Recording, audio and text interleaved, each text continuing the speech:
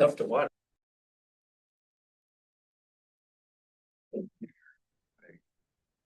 No.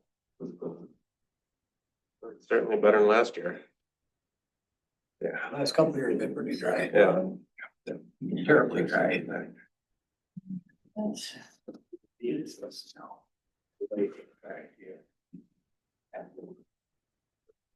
Daniel coming? He will be here, he said like Friday, What? Friday 6:30, he's got his kids' baseball game. So he'll be leaving early.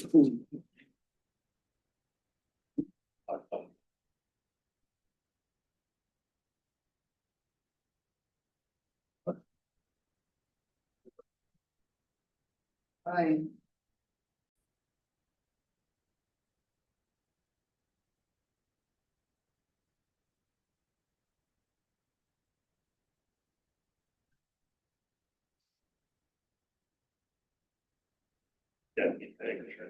Business That was pretty good. That Joey, that's what. That clock is right on. Clock's right on. It came from first base. Stay. Fix that clock. Sorry. On eight.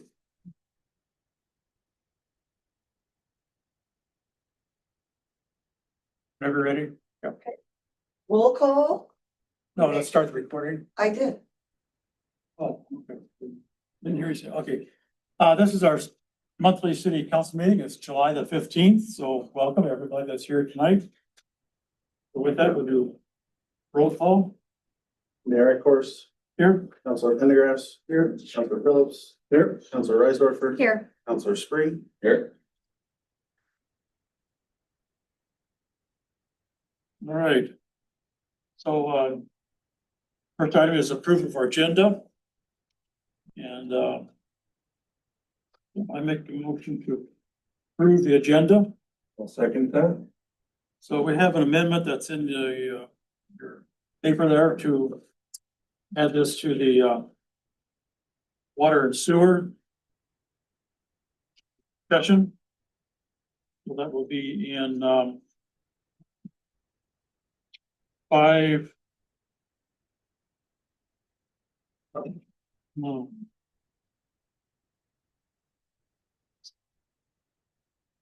Yeah, E5, let's make it E, 5E, there'll be 2 motions there, yeah.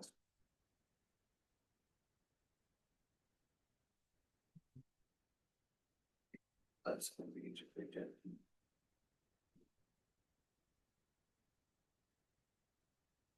Like more, when we get to the water and city sewer meeting notes, what that's all about.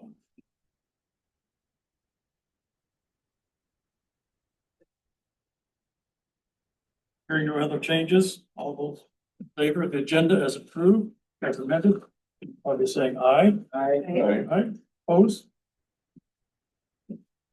Next member is our public forum. It's a 3-minute time limit per person. The city council welcomes and encourages participation from community members. Please keep in mind that your comments must be pertinent to city business and must adhere to data privacy rules. No employees' names may be used. Please do not expect action from the council this evening regarding your concerns. To address the city council during public forums, please step up to the podium, state your name, address, and fill out the white form that's provided there. Speakers will be recognized only once. You will be timed. Get speaking when you see the green card from Rachel, side here. Is raised, the yellow card indicates you have 30 seconds left, and the red card indicates you have reached your 3-minute time limit. So with that, we'll open the public forum at 6:35.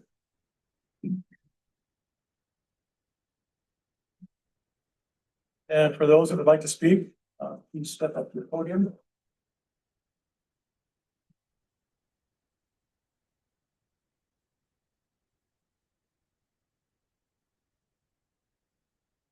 For anybody on the chat that would like to speak?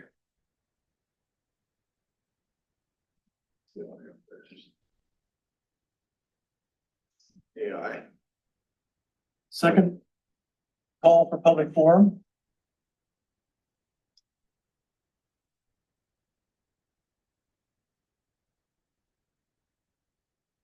third and final call, public forum.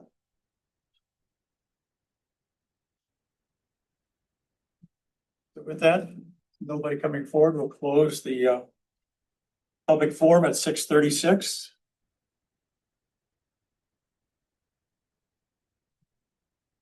We'll continue with our agenda.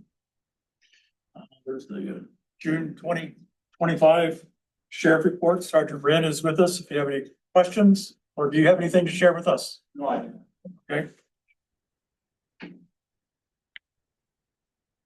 Seeing none, we'll go to the public works. We have, I'll make a motion to approve the purchase of a rust chipper. Second. There is a memo on page 7 in your packet. Page 6.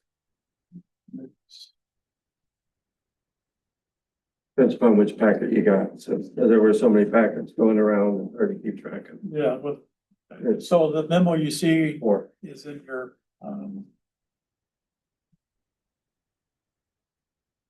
discussion or comments regarding the motion. We keep buying more and more different things that there are for public works, and I understand things that are needed. But we've gotten by without, spending $10,000 on a brush clipper. Maybe let's rent one and see how often we use it in a year and see how it is and go from there. Well, that's definitely an option, Jim, just like the dump trailer that I came to council here a few months back, and this is one of the biggest inefficiencies that I see that Public Works does. A small tree takes multiple trips in our tiny little dump bed, and if we were able to just process that wood, it just goes so much quicker. You don't touch it as much. You touch it once, it's chipped, it's in the back of the truck, and then you. Where do you put all this stuff? I mean, it's like, we're kind of full over there, I think, in Public all our- Works to store this type of stuff. All of our trees need mulch right now. We haven't mulched in over a year, so all the trees need a touch up, and it's good for the trees. Keeps the mowers away, keeps the weed whippers away. It's good plant health care. We use it on trails, we use it around trees, landscaping. No, and I'm not doubting the mulch, and I see the piles of mulch that are over there in the park, so I understand we got the mulch, so. Yep, and there's two kinds of mulch down there. One is the playground safe mulch, which you don't get the slivers. And that's what we approved last month. That's gonna be going into the playgrounds throughout town. Each year, we need to add a little bit of material. Safety standards, you need at least 12 inches of loose mulch. It can't be compacted. So like the swings out here, each year it goes down just a little bit and gets worn out and decomposes. So we add to it, but this other mulch, like we'd use a brush chipper for, it'd be mulch for trees, trails, more of a natural product. No, and I understand that. I see what you put on there. Go ahead. Well, I see we're using a lot of that playground mulch for the flower beds out here. We did have some left over, and it lasts longer. Isn't there a whole pile down there of it yet? Out the park? Yeah, yep. Last month we approved a semi load of that playground safe for all the parks, and we had a little bit left from our previous purchase. After the flood of last year, we purchased the semi load, and so we had a little bit left over, and it works pretty good for the landscaping. It really does. This is the only spot we really use it other than the parks. This little around the sidewalk here. How big is this chipper? Is it on a trailer or? It's self-contained. It's a tool. It's not a trailer. It's actually a tool. So it can chip up to about 6-inch limb. The chipper I want is $100,000. I don't think I'd get anywhere tonight coming to you with a $100,000 request, or even next year's budget, or 3 or maybe even 5 years. That's a huge purchase. But you can take a large tree down to nothing with hardly touching it at all. So it's really efficient. So it's like I said, this is one of the biggest inefficient tasks that we do as Public Works. Takes up a lot of time. You touch the brush multiple times, and it's just time consuming. Would we ever entertain the use of this for residents to rent? Ooh, I haven't thought about that. I would say no. This thing, could, very dangerous. High RPM. Well, like with supervision, so like they will have a tree go down, they could rent it, or we could go do it for them, and we charge them. You know, that's something that maybe that's a policy down the road. I'm not sure. For tonight's discussion, this would just be for public works. Trees, roads, parks, Minor storm damage. storm damage. Major storm damage would be worth Yeah. it wouldn't be worth a hoot for.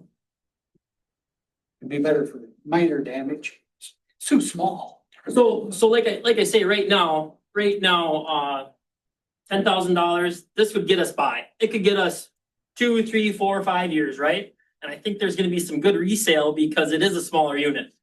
And it will be maintained properly, and I think there's opportunity to have some resale within that 2 to 5 year mark.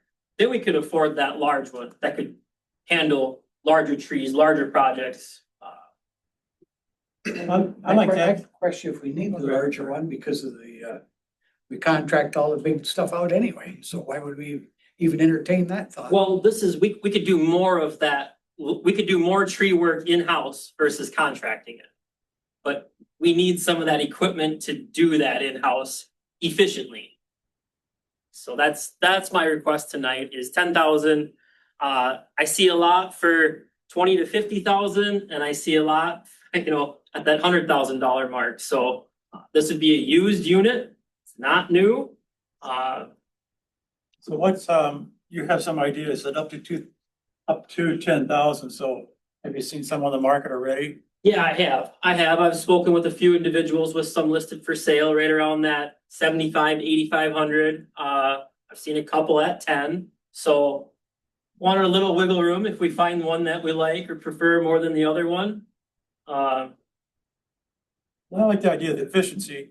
I mean, with our 3 people now and all the extra work it does take to chip, grind, travel, unload. To me, it's like, it would help with our efficiency of public works. It would. Like I said, this is one of the biggest inefficiencies I see that we do. So do we still have the mulch dump over here that the arborists are using? Arborists to There's use. the arborists dumping a lot of stuff over here. Certain tree contractors I've allowed to dump there. The contractors for People's Energy Co-op, another one out of Rochester. So if they're in the area working and they need a spot to dump, I absolutely come It's in. not like we're shortage of mulch. No, we're not short mulch. I mean, how big is? I can't schedule that mulch to be here. If there's work in the area, they're dumping it. If there's not, Did you see a pile that sat over there about 4 years old by now or? What are the numbers that you're looking at that's for rotting- efficiency? Rotting in place. Can't see adding to it. so we had a small box elder go down, and it took 2 public works staff better part of 6 hours for 1 tree. So I'm just envisioning a chipper, zip, zip, zip, start feeding it through. And yeah, we can't do the big stuff, right? We can't do the large stuff, but we'd be stuck with a few logs that we'd chuck into the back of the pickup and haul to the burn pile. But for the most part, all that brush that takes up all that room and the hauling, that's where we struggle. How big is that to put in the back of a pickup truck if it's gonna go in the dump pad?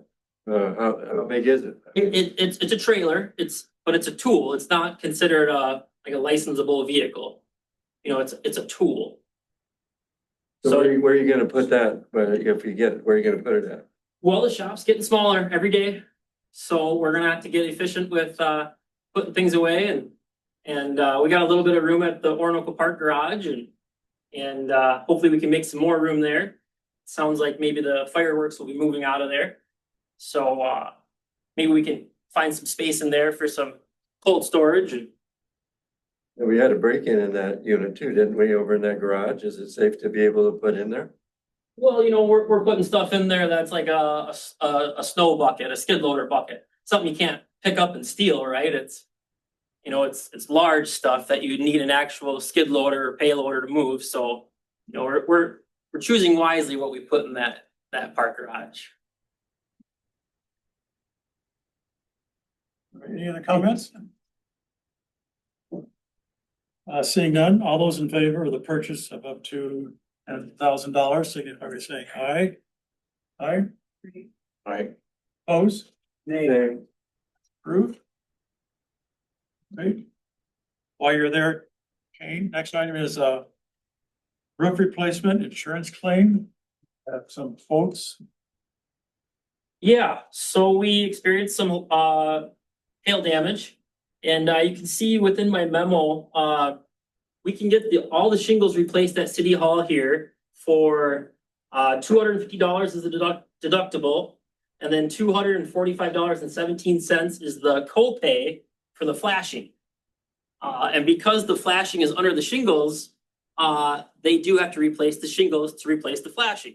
So essentially, the City Hall can get a new shingled roof for let me back up a little bit. So the League of Minnesota Cities came out, their adjuster, Brian, he's in my memo here too. And he advised us, he checked out all the roofs, all the damage throughout town, and he advised us to initiate a claim, an insurance claim. We did that. He came, he looked at the damage, and he said, get a couple bids for City Hall here. I did. I reached out, Allcraft, Eric Ronigan, and Legacy. So essentially, Brian with LMC is saying, we're gonna cover the low bid. That's what we're gonna cover, minus the $245 and the $250 deductible. So, Allcraft did come in with the low bid. Everyone seeing that? You guys have that in front of you? Okay, so Allcraft was the low bid, $23,400. So if we would like to move forward with replacing the shingles, the damaged shingles at City Hall here, I'm requesting that City Council approve the low bid from Allcraft, $23,400 to replace the roof. We will be responsible for the $245 for the metal flashing copay and the $250 deductible. So essentially, $500, we're getting a new roof. Make a motion to approve that for Allcraft. second, Where are you gonna pull it out of from a funding? It's gonna come out of repair and maintenance at the community center. Oh, Yep. And there is funding there available. I don't know if there's a special fund that we'd pull that out, but I think that'd be the one, most appropriate. I believe there is. So now one caveat there, the cupola on top of City Hall is 1927, right? It's in very poor shape, very bad shape. We could spend a lot of money replacing that, adding flashing, sealing it up. We could spend tens of thousands of dollars, $20,000 to get that thing back into shape, right? I propose that we remove the cupola. That's in the that's not part of the 23,400. That's just an addition on the email. Removing the cupola would cost $1,825 from Allcraft. That's an additional $1,825 to remove that cupola. That's a carpentry work that go underneath it after it's taken up. Correct. They'll need to resheet and make it the proper adjustments. Yep. You have enough ventilation they're gonna be able to put in there for. So we're gonna put in some additional roof venting up there and add ventilation, so. A little bit more modern look, and you know what, in the future, if we want to put up a decoy or a fake cupola, that could be something that we could do down the road, but right now, that thing's a money pit, and I would suggest removing it. Is there anything inside of it? There isn't, it's just open. And there's no bell or? No, there's a bunch of bird's nests. No, I just thought there might be a Where'd the school bell or whatever. That's The what. bell was in there a few years ago. The rope was hanging there 10 years ago. Yeah. You still ring it. Yeah, but then we sealed up some of the upper city hall when we did that energy management audit. See, they were history centers. You know, I did check with the Historical Society. This building is not on any historical register, so. Which is good. We amend the original motion to include the removal of the cupola. I'll make that, yeah, I can do that. I think that's the right way to do it. If we're gonna do it, let's do it the right way. Then I'll second that. Yeah.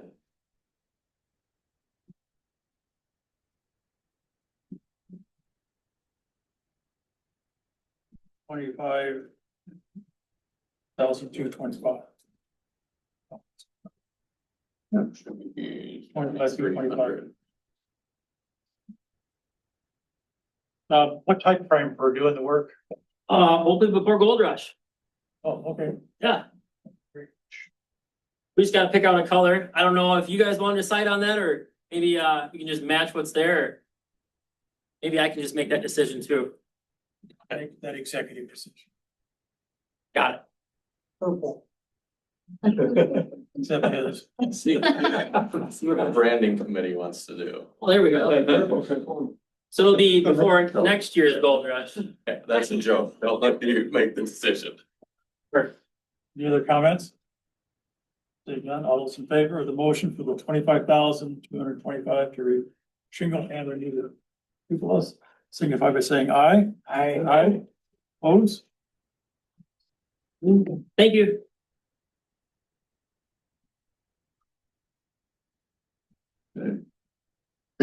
The water and sewers next, and there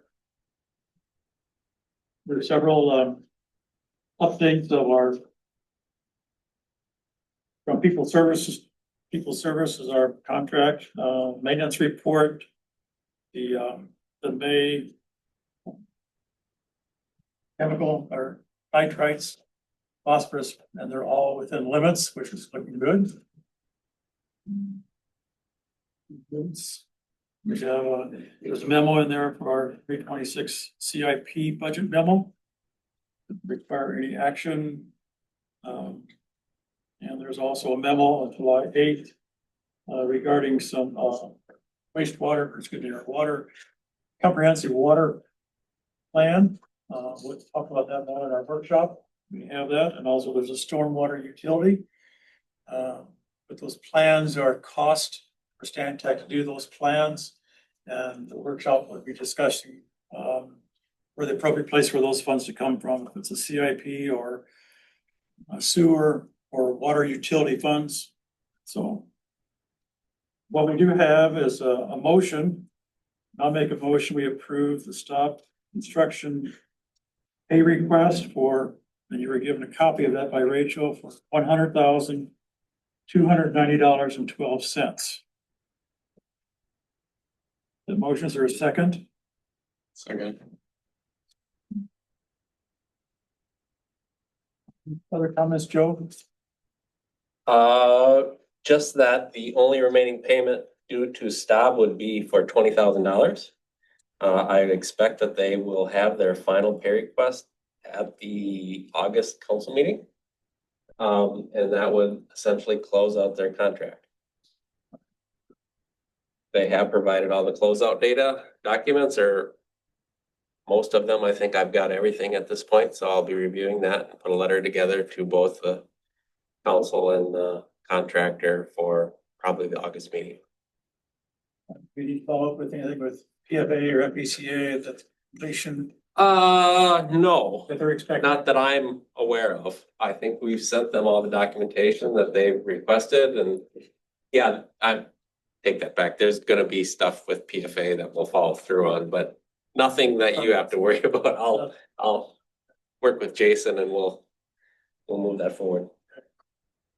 This is for the sewer plant or the whole project? Wastewater treatment plant, Just the plant. yeah, for Staub construction.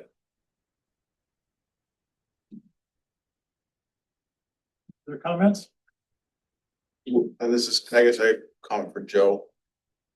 Fitzgerald, they're gonna have some more stuff then, I'm guessing, coming They will. Okay. They will. We're still kind of dealing with some restoration issues and some punch list issues. We do owe them a little bit of money. Maybe we'll get them a pay request here in the next month or two. It's not a lot of money.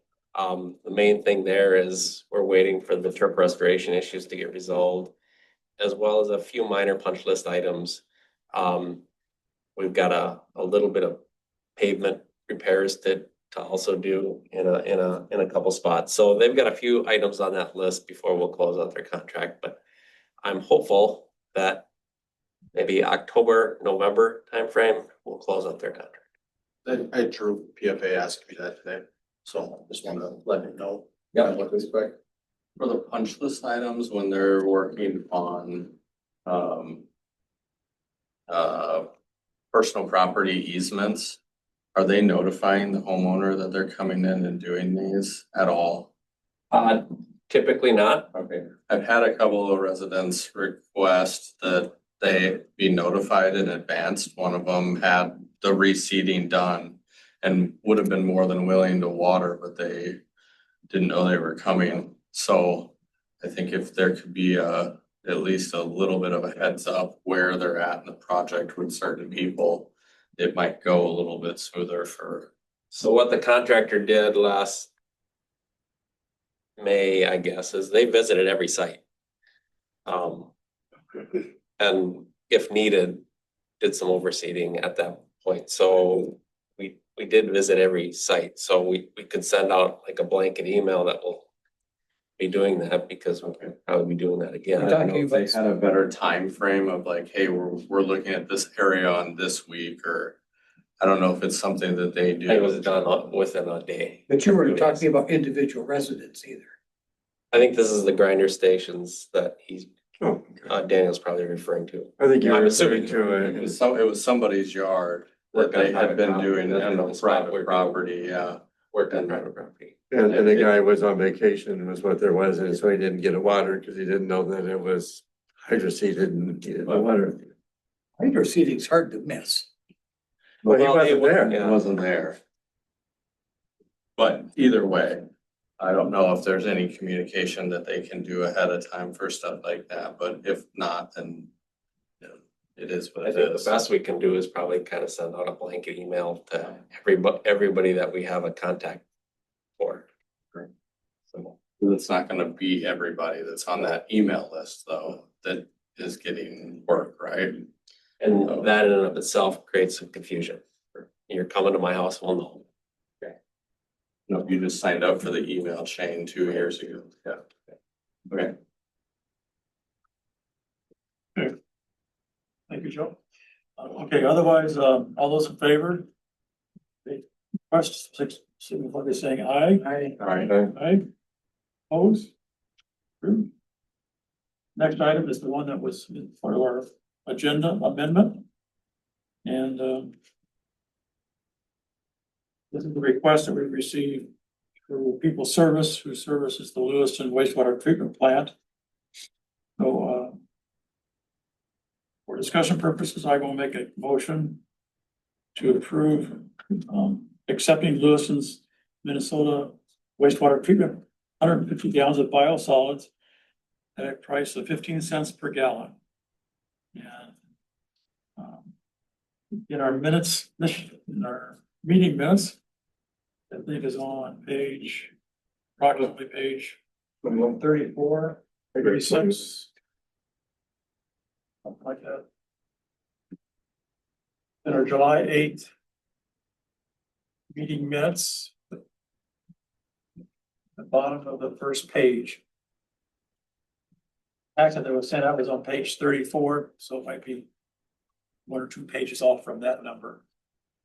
I'll second. When Thank you. And Joe, if you want Yeah, just real quickly, we have discussed this issue in Water and Sewer Committee the last 2 months. Lewiston, through People Service, has approached the city of Orinoco. Lewiston has had some issues land applying their biosolids over the last year. And they're essentially full. And they are looking for someone to help them take biosolid away from their facility. So they have enough room to get through till fall so that they can land apply it and continue to efficiently operate their facility. So they'd like to truck out approximately 150,000 gallons of biosolid. Orinoco has two digesters that are not even close to where we've got a lot of capacity.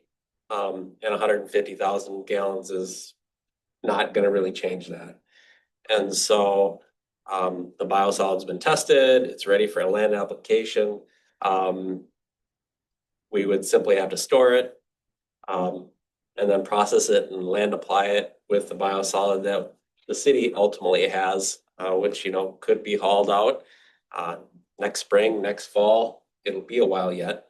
And we would charge a fee for that of approximately 15 cents a gallon.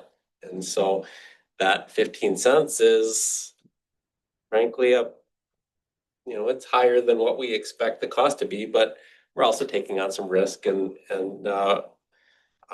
we don't have ground currently permitted to land apply biosolid. That's something People's Service is working on for the city, and there are things to deal with to do this, but You say there are risks that go into it. well, Risk. one of the risk is, we don't have land permitted to land apply the biosolid. Now, is that an obstacle we can overcome? Absolutely it is. Do we know whether the land's gonna be, a mile or 5 miles or 10 miles from the plant? No, we don't. Well, as farther you go, the more costs, right? The more shipping costs. And so we kind of built that into what we're asking for. We're kind of assuming maybe a worst case scenario. The city doesn't, water and sewer, we kind of felt that we didn't want to necessarily profit, but we want to cover the risk the city would have of Orinoco. And then we'd also like to ideally help a neighbor when we have the ability to do so, because it comes around someday we will need help too. And so as we talked about it, that's kind of where we landed. And People's Service is responsible for finding the land to apply it to. That's written in the contract. So in our discussions with People's Service, they were indicating that this is several years back, the price was 5 to 8 cents a gallon.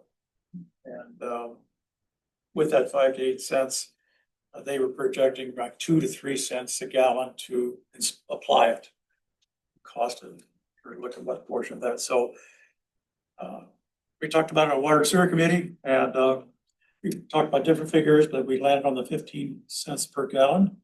It has no doubt, like everything else, it has increased over the last few years too. So we think this is a very appropriate figure to cover our risk of the digesters and the things that are electricity for that and the wear and tear on the motors. So I see in the notes here, it says they're gonna be bringing in approximately 20 loads, right? Right, which is 150. That's what's in the, And that's a good point. Lewiston will pay for the shipping. I understand they'll pay for the shipping. Okay. I'm just kind of questioning if $22,500 gonna cover that on the city's end. That's what 15 cents a gallon times 150 is. Right. Is that gonna be, We think it will. do you think you can haul it out for that? Cause you're not only gonna be hauling theirs, you'll be hauling ours too at the same time. Yeah. It's in addition too. So if Peoples is responsible for finding a place for us to dump our stuff, okay, for the biosolids.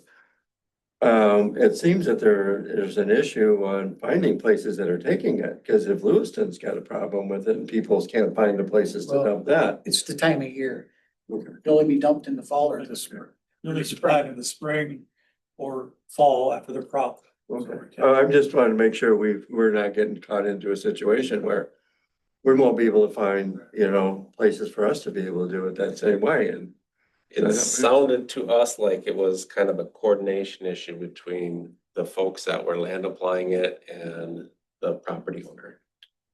Getting people there at the right time, making it all kind of work out, and that's an issue every spring and fall at every city that land applies things. Things kind of got to work out in that perspective, and some years it doesn't work out. And so if you have excess capacity, that's your friend. Well, Gives you some flexibility. That's where Rochester used the airport for years. It's their property. Anyway, Any other comments?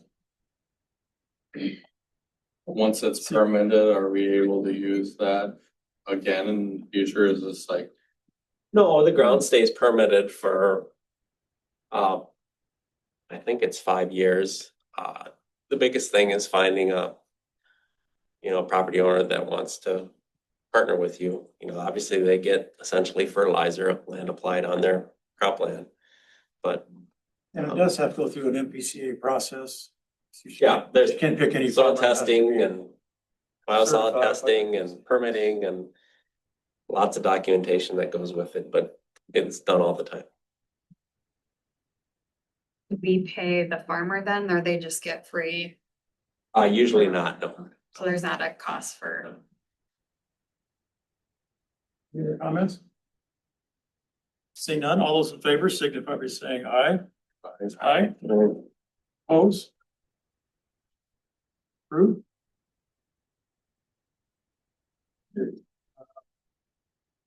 Planning and zoning. There is a memo with the building permits listing. Ryland, were we also looking at the Oak Meadows pond too? Because that was also a part of that wasn't discussed here.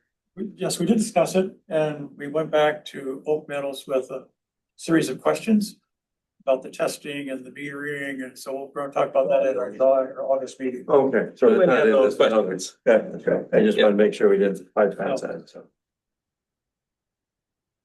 Okay, so planning and zoning.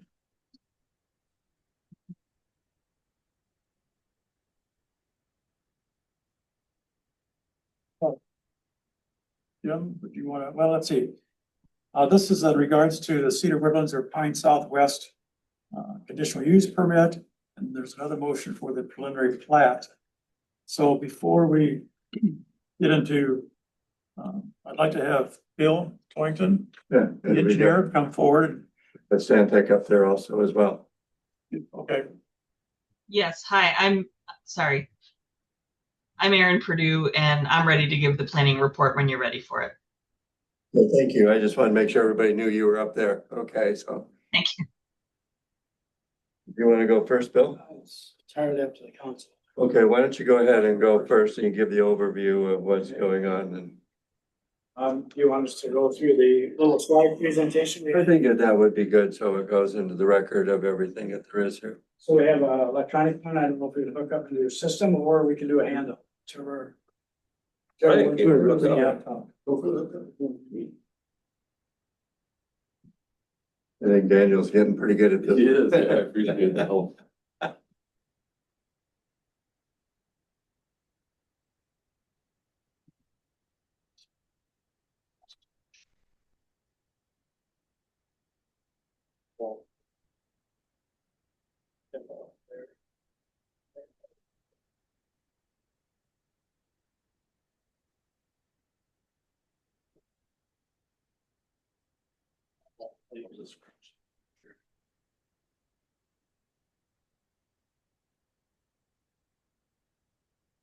You're good, Bill.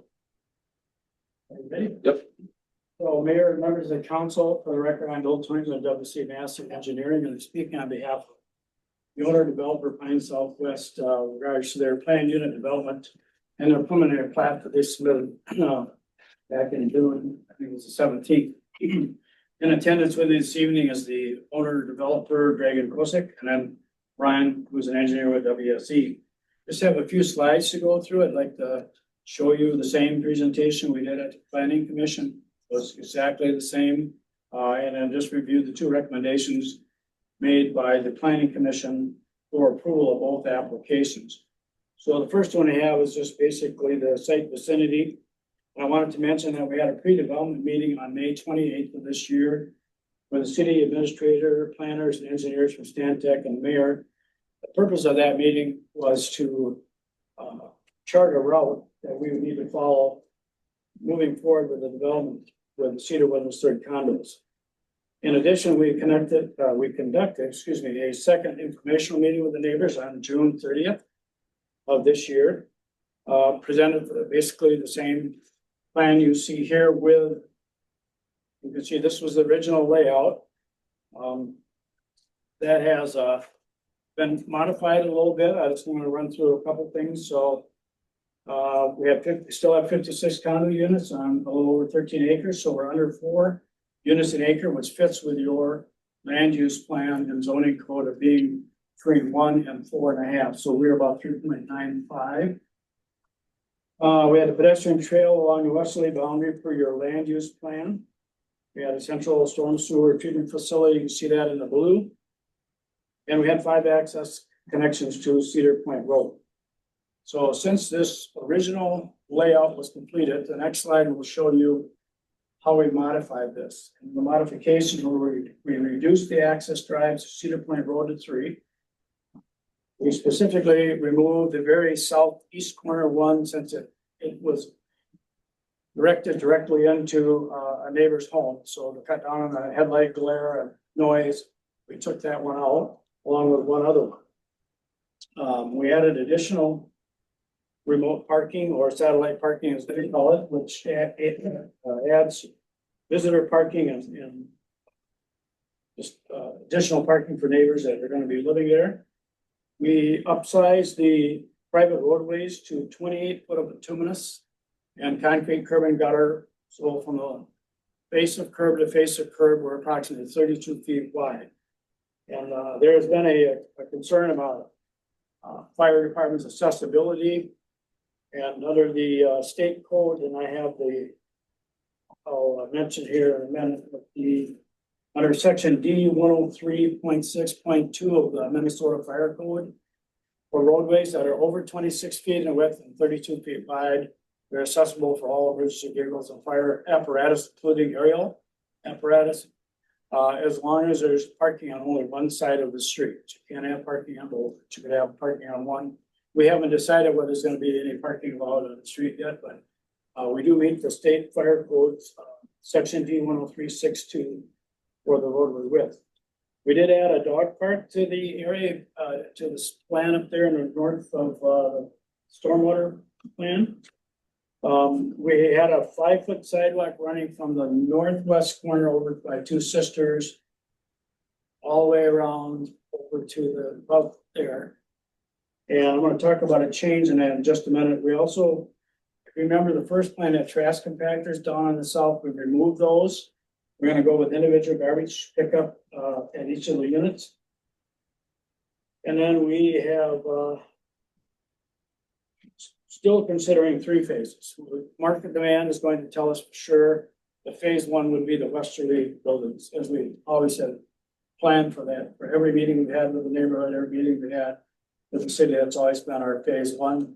We have a couple of points of sewer connectivity. One just happens to be right down there by Cedar Center and that drive that goes out to the southwest. Obviously, water is available to serve the site from the city's system. The next slide is I just want to highlight the pedestrian connectivity. So again, you see the trail on the west, 5-foot sidewalk around the bulk of it, and the internal sidewalk system that we have here. I will, excuse me, I will mention that Evan Munson from Stantec, who's one of the planners, really suggested to change the westerly 10-foot path, make that go from the northwest corner all the way around to the far southeast corner, and then put the 5-foot walk on the west side. We have agreed to that, and that was a condition the planning commission also put on this. So we're going to build it that way. So that is a change from what you're seeing on this drawing tonight. I didn't update this drawing for the meeting. The next slide just shows you the utility layout in there. If you're interested in that, it shows connectivity of sanitary sewer and water. It's a little hard to see. It's a little light for me, but we are showing the proposed utility routes. We have received from Mr. Palin comments regarding our plans, stormwater drainage and construction plans, which we're working on amending at this time.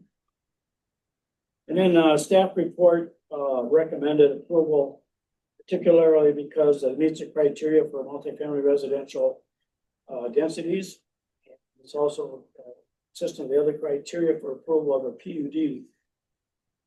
So PUD, planned unit development, is somewhat similar to a site development plan where pinpoints where buildings are going, roads are going, utilities are going.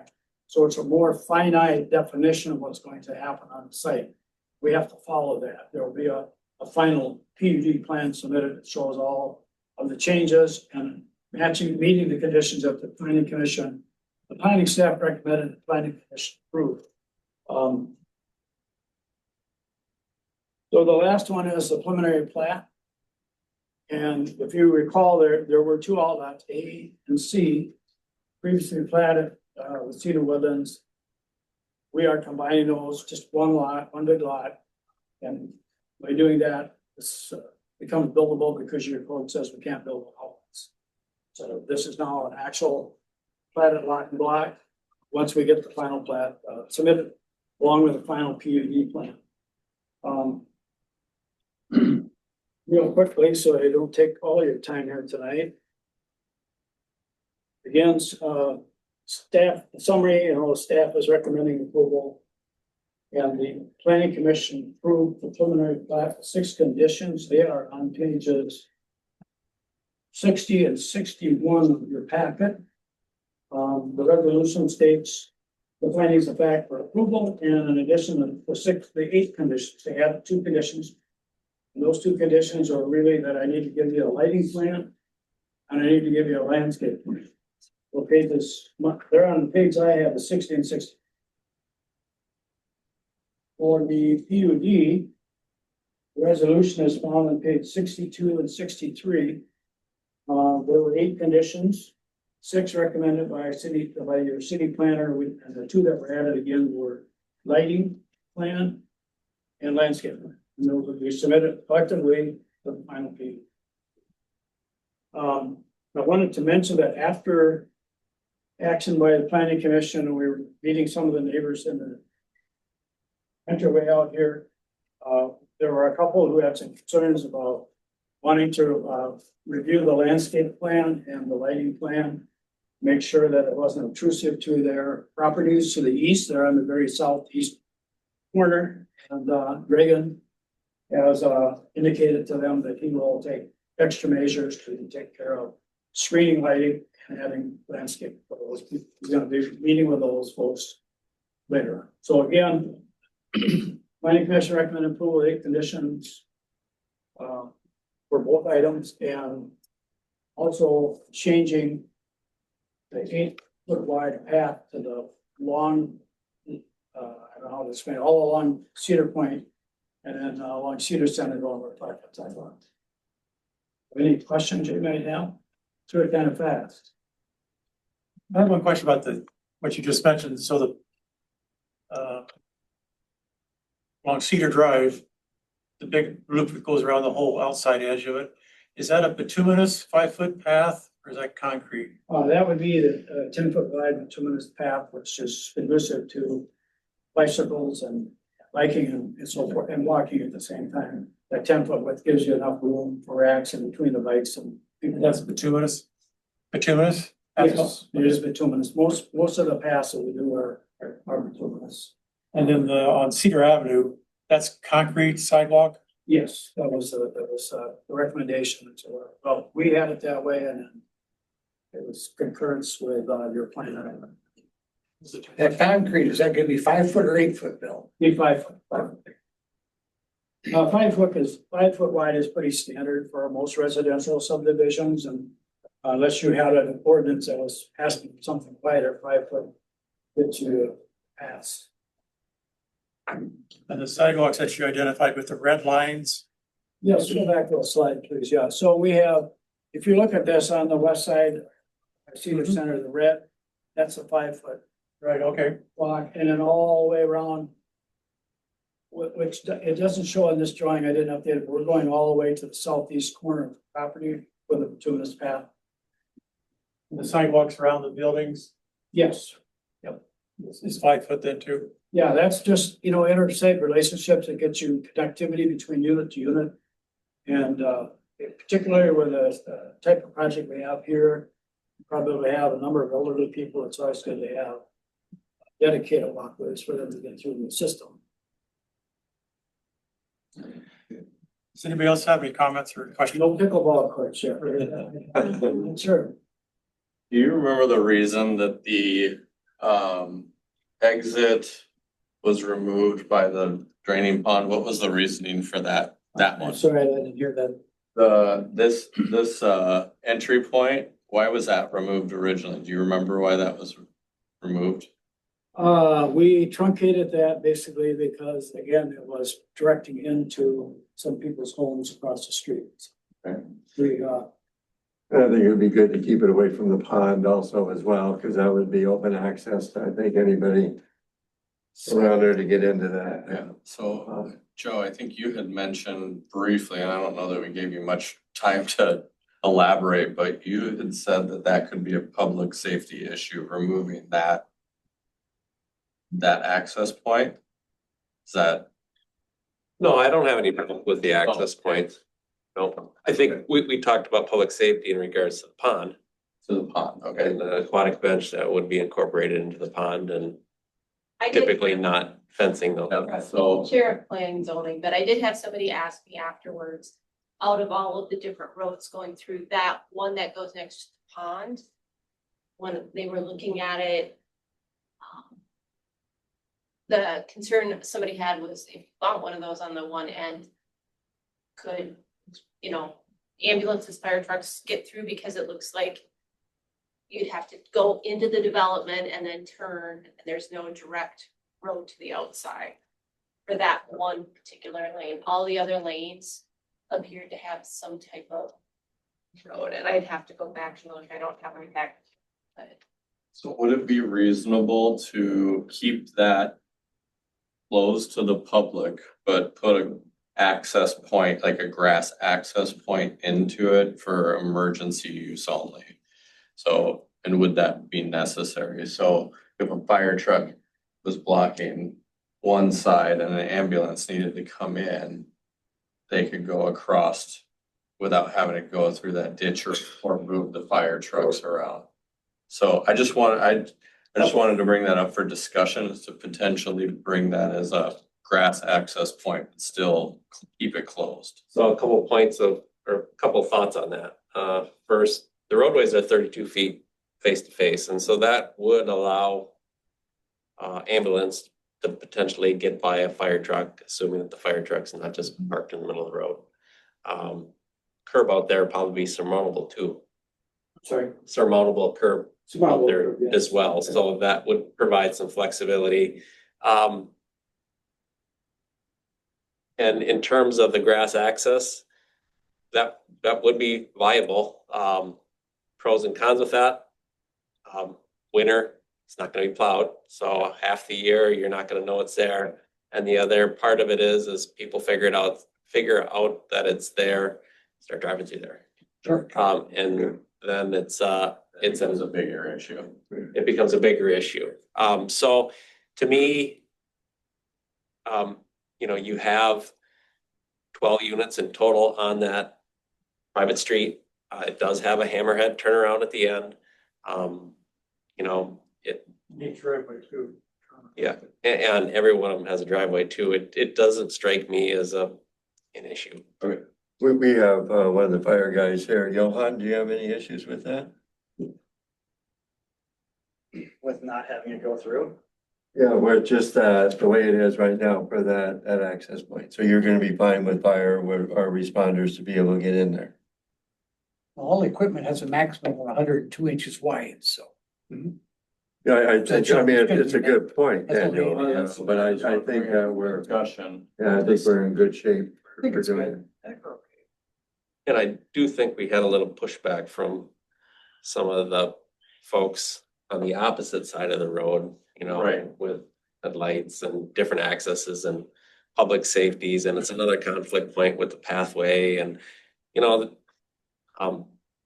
had cars coming from the left too. as I looked at it, I didn't think it was necessary.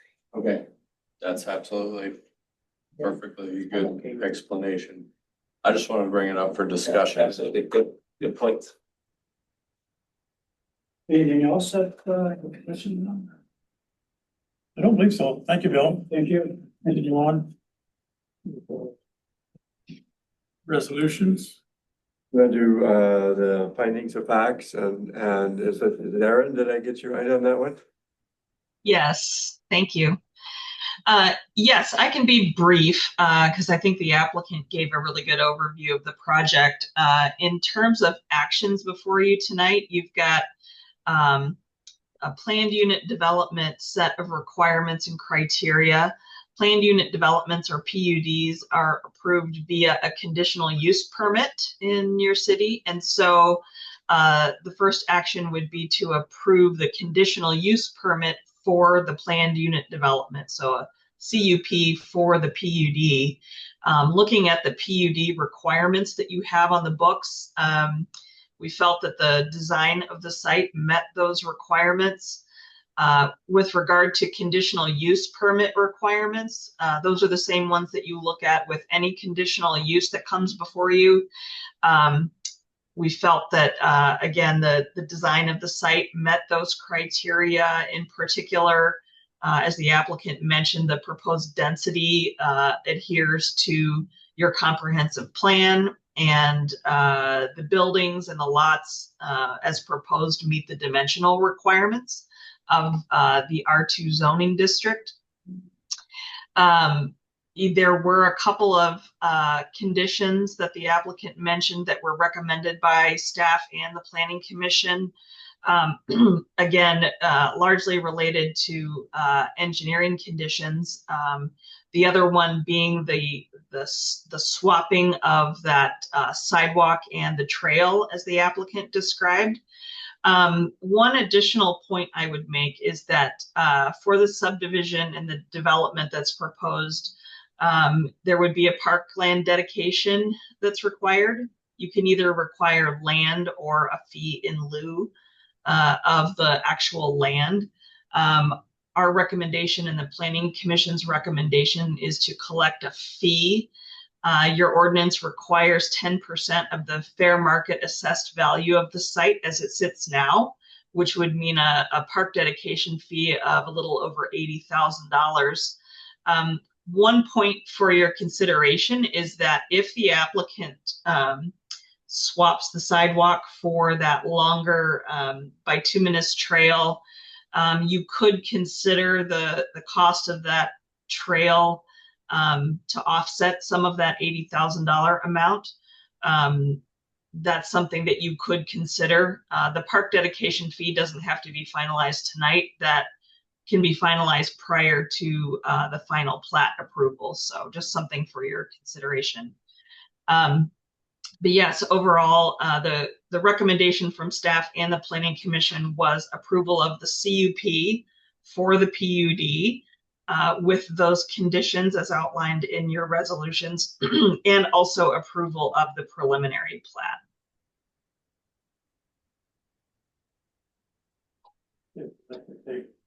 First vote first.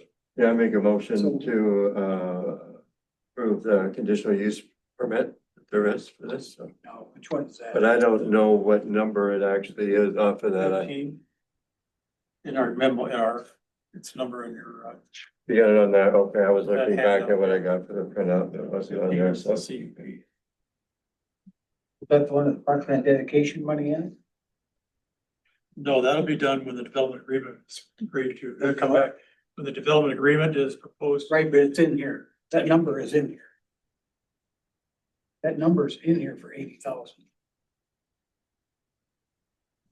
Yeah, I think. Yeah, it's already there. I think it is part of that, but Right. then what'll come back is whether or not we do. Well, I think it's only fair on the developer's part that the cost of that trail across there come out of that 80,000. Yeah, because what they did is they came around with the sidewalk that there is to take care of the trail. So it's basically. I think it's only fair to the developer that be Isn't that point in there? deducted from this money. Isn't that point in the motion already? I don't know that that's in here. It It shows, is in there. it shows It's in 10% there. money right now. Yeah. But I think that's a future decision too.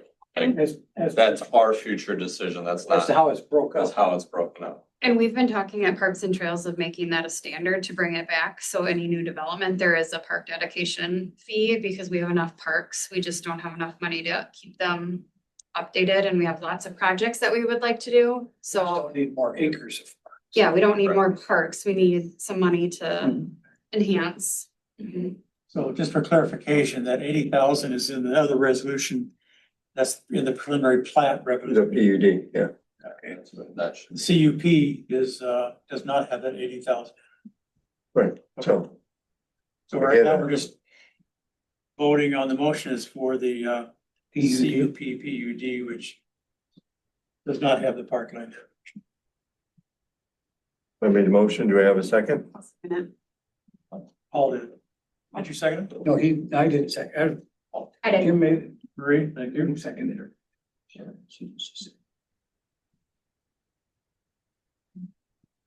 Any other comments? Questions? Seeing none, we'll do a voice vote. Mayor first, Aye. Councilor Phillips, right, Councilor Pendergrass, Aye. Councilor Rice-Becker, Right. Councilor Spring. aye. Approved. Okay, next item is motion for the preliminary plat, which is 2025-16. I make a motion to approve that on 2025-16 for the PUD. I'll second that.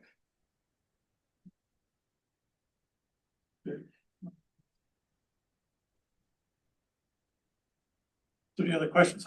Well, one of my statements is, if this is gonna be determined later, should that number even be in here now? Well, that's a good question. We could sure amend the motion, take it out of there for now. But I think the motion has that we have the option to offset that number based off of quotes that they would receive from that path. Yeah, the So- reality is that it can get worked out through the development agreement process and documented within that agreement. The agreement comes back to the council and ultimately gets approved. So it's not the last time you'll see that. We'll work that Okay. through with the developer and come up with what we think is an equitable solution and propose that. We have parks and trails involved in that too, in that conversation. That I mean, as we start to think about that park dedication fee and what that trail would look like so that we can start to plan too. the trail will be brought forth in the construction plans, and the council will ultimately approve the development agreement. To have the development agreement go through Parks and Trails, then wait another month to go through the council might not be too desirable from the developer's standpoint and would be unusual. I'm just thinking, I mean, we're trying to figure out the standards to make that, so that we can start to enhance the park. So I just want to make sure that we think about that as we think about budgets too. Absolutely, and maybe the solution is just interaction between city staff and Parks and Trails, To address, moving it Just- forward. Planning and zoning or whatever, so. to address Joe's concern, Parks and Trails meets the first Monday of the month. So it's like 2 weeks before. Yeah, we're always So- before council. Yeah. We're the first. So something that they wanted, Monday. if they wanted to review it, I wouldn't have an issue with it. It's good to have more eyes looking at it than not. And then again, it's 2 weeks, it comes back to us anyway, so. Yeah, I don't think they have final say, obviously it comes here, but I do think as we're thinking about how do we have opportunities to enhance current parks, we don't need any more parks to try to maintain in Orinoco. It might just be a really good dialogue for Parks and Trails to feel like they can be accountable for some of those things and they're planning for the future. Yeah, I don't think there's any disagreement. The path is. Well, it's nice to have it for us. Yeah, yeah. It does fit well with what we're, like. It's Yeah, just I kind of how we use the fund. Might be the original sidewalk cost less the cost of the That's what I trail as well, like it might not be full trail cut off, right? So we can discuss that later and And that's a conversation we have with the developer too, right. because he'll have to. Say. Okay, so we'll just. clear then, we'll leave it in here then. Would you prefer it to say not to, Paul, would you prefer it not to say not to exceed that number or? Well, I'm not so That's it. worried about whether it exceeds or not. I wanted it spoken about. I wanted to brought to everybody's attention that that's there. For anybody that hadn't seen it.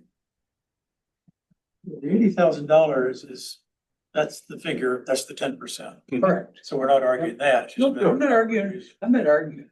I'm not a bit. Just what we would use that for. It's just that it's in the agreement, so I just wanna make sure that it's highlighted. I'd like to make sure that the cost of that trail is subtracted out of that money. That's my thought. You know, the developer's willing to put it in there, and that's part of the whole idea is it's parkland dedication, whether it be property or, and it's not necessarily, and it does take from property, and it does add to the trail system for us, so. And the wording in the resolution says the applicant can provide information identifying the cost, so there's still some opportunities in this.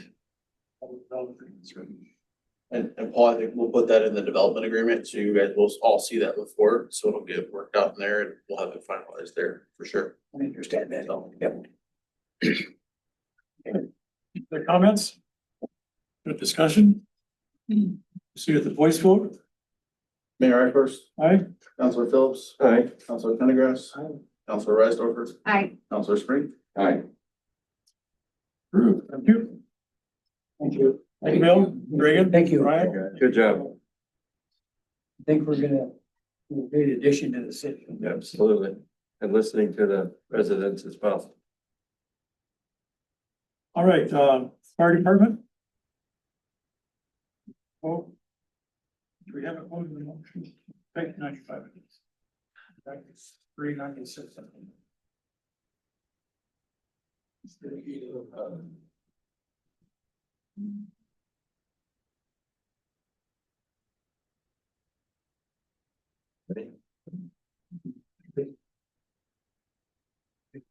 I don't know, these are all off on numbers. It says 95. 154. My last one did 157 pages. That's where alcohol and gambling that there is, so we was gonna have a permit for alcohol and gambling for what's going on with Goldar.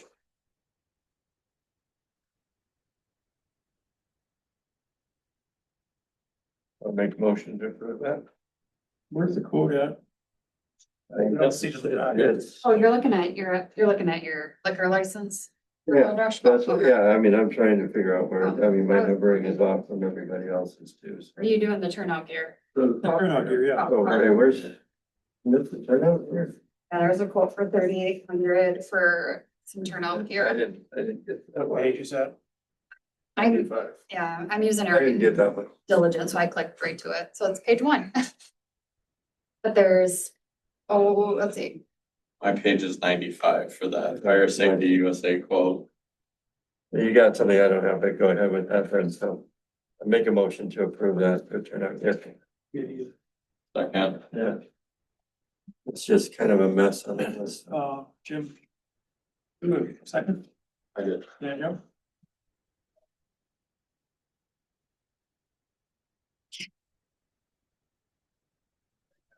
This is in our budget item.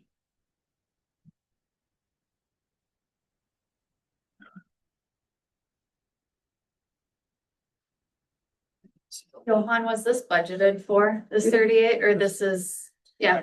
Yes. Budgeted, I didn't see it under. it's under fund, 42005. We had budgeted 23,175 for 5 sets of gear. This is sets number 2 and 3. So 2 sets? 2 sets, yep. One for Nick and one for Audrey. Any comments?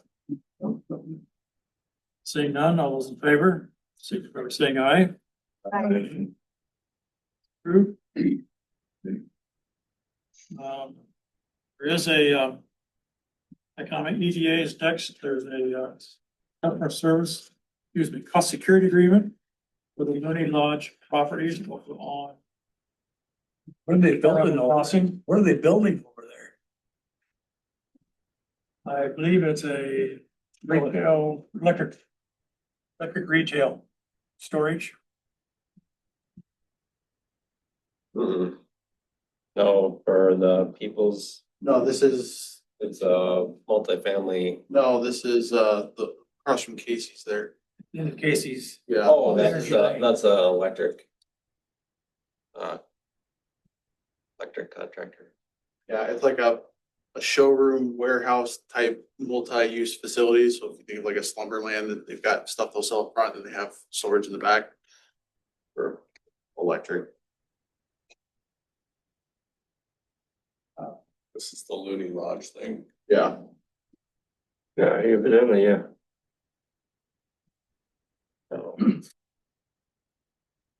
This is our standard. The standard form for $5,000. It's less than whatever have our service schedule fee. $5,000.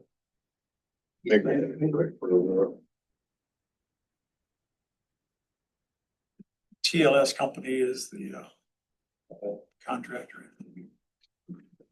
Yep, it is. It is on that energy lane southwest cul-de-sac. Like these right there. Yeah, just to the east of Casey's.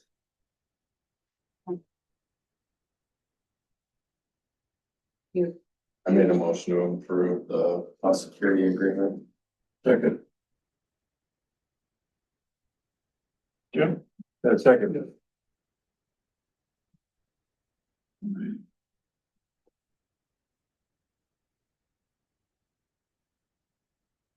They've submitted a building permit, is that correct? Rachel? Did they submit a building permit? Yes. Not yet. I haven't seen that yet. I just have the final, the cost reimbursement and security agreement. The only thing I've done is talk to them initially to make sure it would kind of fit, and then they want to get this started. Appropriately. Yeah, and so they want to get this started so as we go into it right away. So they did submit site plans that I have reviewed and made comment on. I have not approved them yet, but provided them with comment. So they're, Council, I can comment on the status of the permit application if you prefer. Please, Mel. TLS and Looney Lodge, along with the actual name of the business, LDM Electric, have submitted their building permit. Those documents Joe does have and Evan has. There's substantial documentation that they did not need to go through P&Z through just due to already being zoned appropriately. But those documents are available and they have submitted their building permit. How big a building are they looking? You know, I don't know that off the top of my head I could comment, but the plans have been submitted to both city planner and city engineer.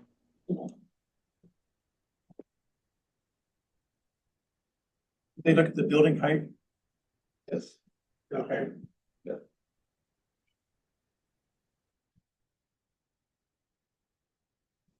All right, any other comments on the service security agreement? Seeing none, all those in favor, signify by saying aye. Aye. Moved. Okay, more Parks and Trails, we have a new application, Joey Bertsinger. I make the motion to approve her for Parks and Trail. Second. Previous mayor back in the early 2000s, city council members. Appreciate her getting involved, so. Comments? Seeing none, all those in favor, signify by saying aye. Aye. Aye. Opposed, that's approved.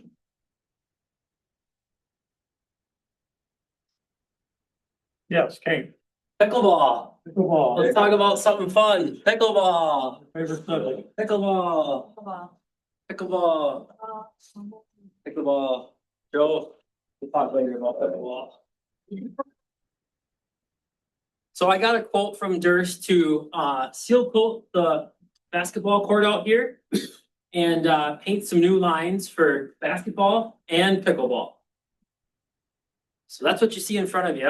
I just got this in an email this afternoon, so it is a little late, I understand, but Durst is also doing the approved street work, striping and seal coating at City Hall and our Public Works facility.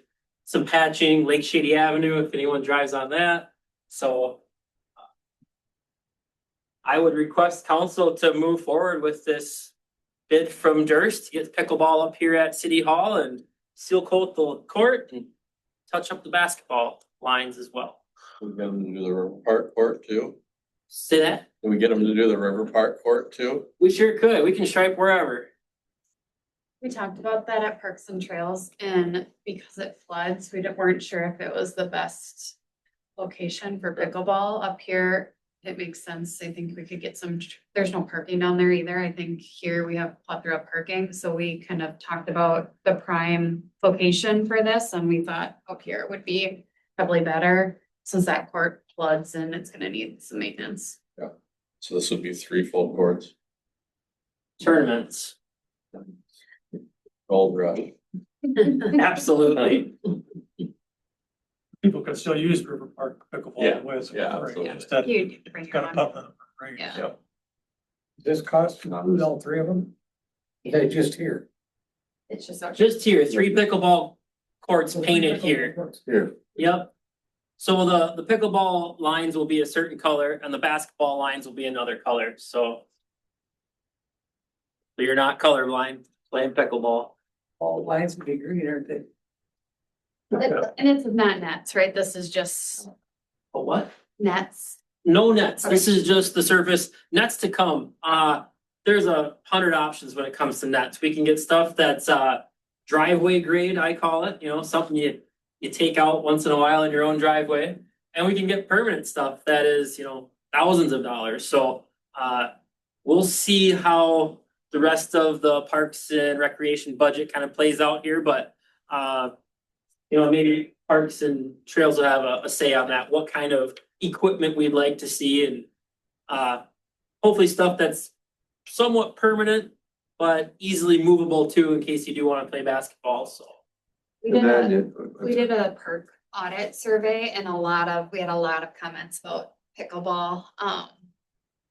And I think this would be a great location, right? I mean, there's parking, there's lights, there's, restrooms, there's playground, there's picnic tables. So again, I think this would really make a lot of residents happy. I make a motion, we approve the Durst quote for pickleball court. Well, I get that one. You want to just, when you talk to Laura, Lisa, it's got your Dan Howard. He's my alias, yep.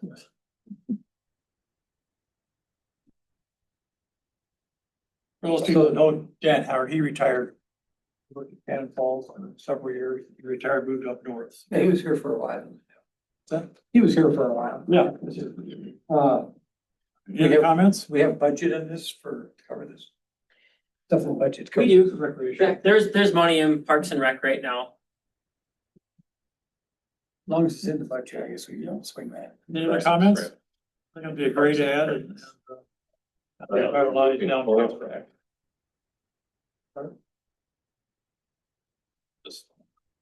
Chelsea. No, he's making it clear.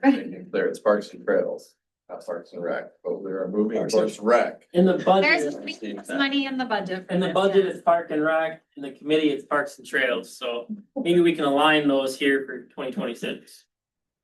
Good luck. All right, any other comments? Edith Gallery. All in favor, signify by saying aye.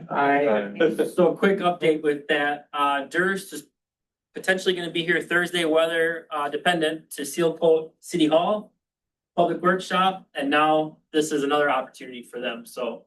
After the seal coat's done, then the striping takes place, so.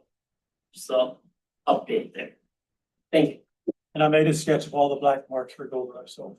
Okay. It covers them, don't it? Covers them, don't it? The sketches we need, yeah. That covers up all the black marks for gold. Start over. I. Yeah. I hear you. Okay, But yeah, we measured that a few times, so. Cedar, there's gotta be. city administrator report. Yeah, it's just been busy in office. We've been working on budget stuff for the various internal departments here. We've had some hiccups with the new software and just learning and growing with. So there's been some time spent with that. And just overall, just staying busy with the day-to-day stuff. We've had a handful of meetings with developers over the last month. Working more with the different committees to try to get things done. So just staying busy. Right. New business. Daniel, you had a comment about mowing. Well, they mowed. You thought we're gonna talk about them? Well, I had that happen the next day after I talked to Jason. That's fine.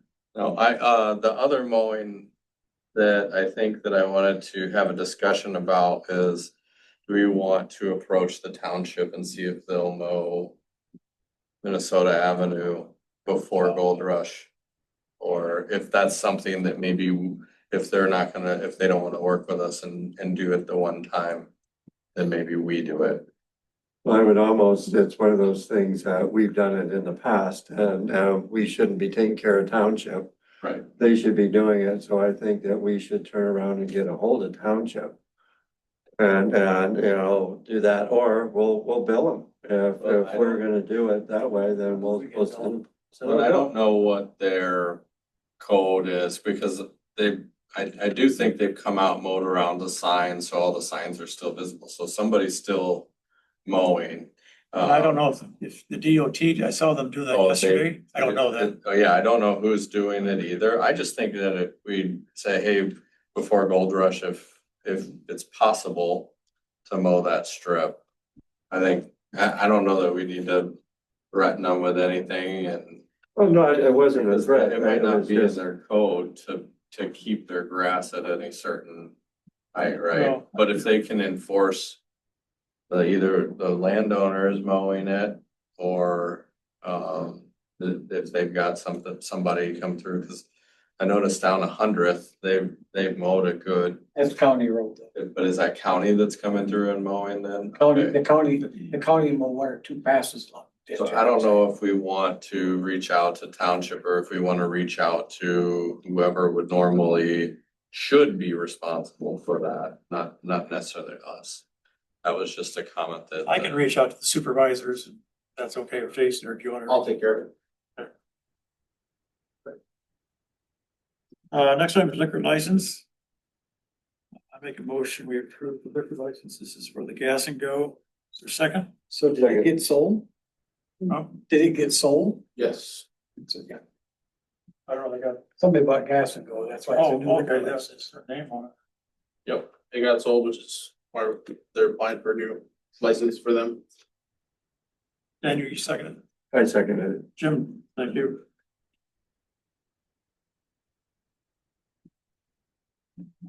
Any other comments, questions? Seeing none, all those in favor, signify by saying aye. Aye. All right. Aye. Approved. We have our consent agenda. Motion we approve the consent agenda.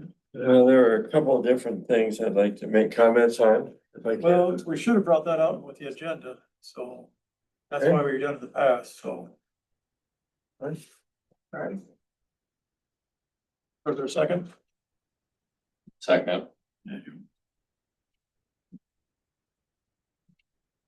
One is a liquor license for Gold Rush Days in there though. Should we look at that and approve that separately from consent? Otherwise, they're minutes. And the gathering permit. I know we can't pull anything out of the consent agenda, according to Ryland. Yes, you can. Can't do anything. We can discuss right now. We can't, because we didn't bring it up first, otherwise I can't bring up any discussion, so. We didn't let Jim bring it up. We didn't feel like.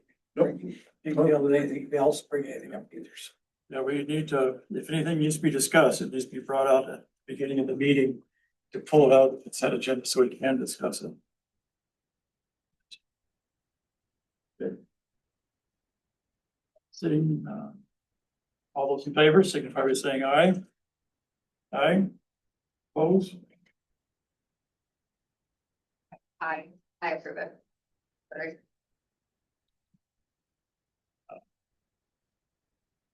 But One approval, two approvals, Approve. three. Approve. Sorry. Opposed? No, No. Approved? Okay.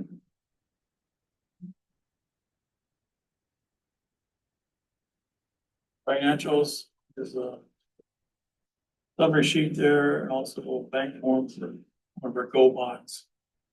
That should be our last payment on that GO bond. That's the 2013 water GO bond.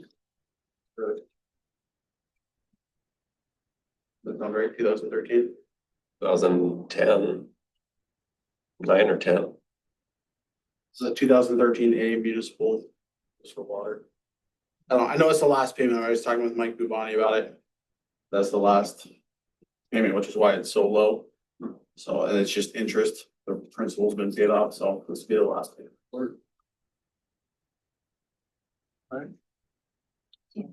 With that, I make a motion to adjourn. 7:56. All in favor, signify by saying aye. Aye. Opposed? Approved.